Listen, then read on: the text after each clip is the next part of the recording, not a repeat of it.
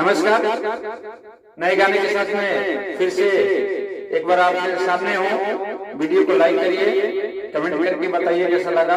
अगर आप मेरे चैनल पे नए हैं तो चैनल को सब्सक्राइब करना ना भूलें, बेल आइकन को प्रेस करें और क्लिक करें ताकि जो भी वीडियो अपलोड करूँ सबसे पहले आपके पास पहुंचे। आइए एक सॉन्ग है, सुनते हैं कैसे है। पेन के नथिया राजस्थानी जान ले मुकाए रानी तो हर न खड़ाए जाना बहुत महंगा। जन मारे तहर ओ जन मारे तहर गोरी लखनऊ लहंगा। जन मारे तहर गोरी जौनपुरिया लहंगा। जहिया से आई बड़ो 16 के एज में डर तड़ून नौहन के कोहेज में। तो हरि अंदये गोरी, तो हरि अंदये गोरी अब नहीं सहेगा।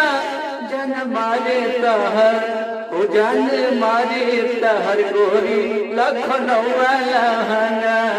जन मारे तहर गोरी गाजीपुरिया लहंगा। कहे मन मीत रखो संभारी के थाती कवन मुँह देखो तू बलमुआ से बाची। कहे मन मीत रखो संभारी के थाती कवन मुँह देखो जाके बलमुआ से बाची। तो हर से देखी चुप तो नहीं रहेगा। जन मारे तहर हो जाने मारे तहर गोरी हाजीपुरिया लहंगा।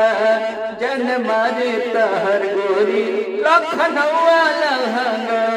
पेन के नथिया राजस्थानी जान ले मुकाए रानी तो हर न खड़ाए जाने बहुत महंगा। जन मारे तहर हो जाने मारे तहर गोरी लखनऊ लहंगा।